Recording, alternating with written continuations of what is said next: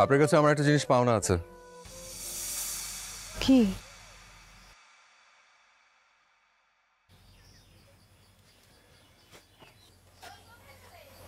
একটা থ্যাঙ্কস।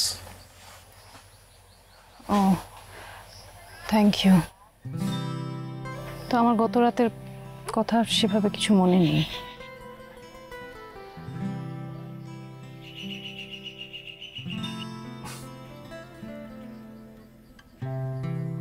মানুষের জীবনটা কি অদ্ভুত দেখেন।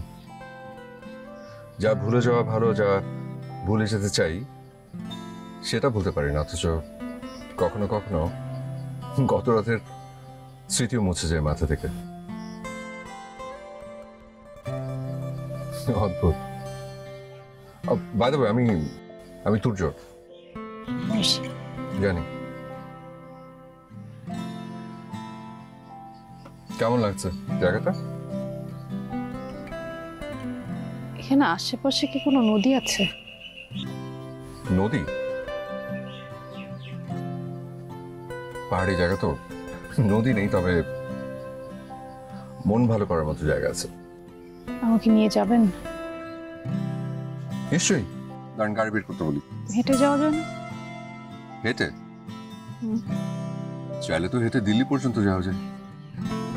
চলো।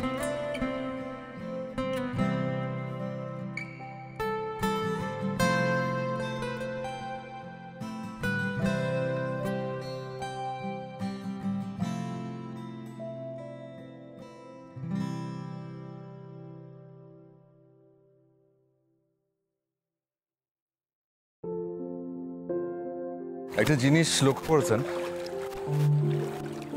বয়ে চলা স্রোত সবকিছু কেমন ভাসিয়ে নিয়ে চলে যায়। হ্যাঁ,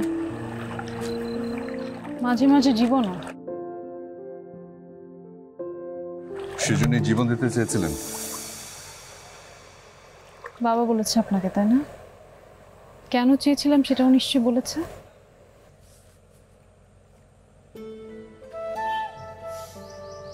যাকে আপনি সবচেয়ে বেশি ভালোবাসেন সেই যখন আপনার সবচেয়ে বেশি কষ্টের কারণ হয়, তখন তো মরে যেতে ইচ্ছা করতেই পারে, তাই না?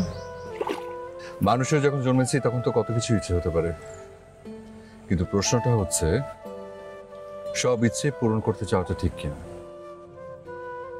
আর তাছাড়া জন্মেছি যখন, মরতে তো একদিন হবেই, হবে না? ধরুন এই যে রুমাল, এই রুমালের দুটো অংশ। আমরা ধরে নেই একটা অংশে জন্ম আর একটা হচ্ছে মৃত্যু, আর মাঝখানের এই পুরোটা হলো আমাদের জীবন। জন্ম মৃত্যুর কোনো কিছু কি আমাদের হাতে? জন্ম আমাদের হাতে নেই। আমরা কখন, কোথায়, কিভাবে জন্মাবো আমরা কেউ কিছু জানি না। বাকি রইল মৃত্যু। আমরা কখন, কোথায়, কিভাবে মারা যাব সেটাও তো আমাদের হাতে নেই।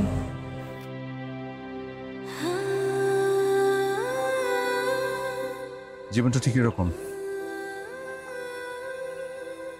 স্রোতে ভাসিয়ে নিয়ে যায়। তাই জন্ম আর মৃত্যুর মাঝখানের অংশটাকে রাঙিয়ে তোলা ছাড়া আমাদের হাতে কিচ্ছু নেই।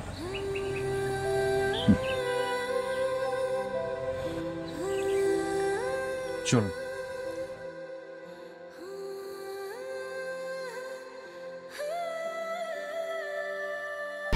1, 2, 3 ঢাকায় জমি জিতে নিন 100% ক্যাশব্যাক সহ 20 কোটি টাকার পুরস্কার।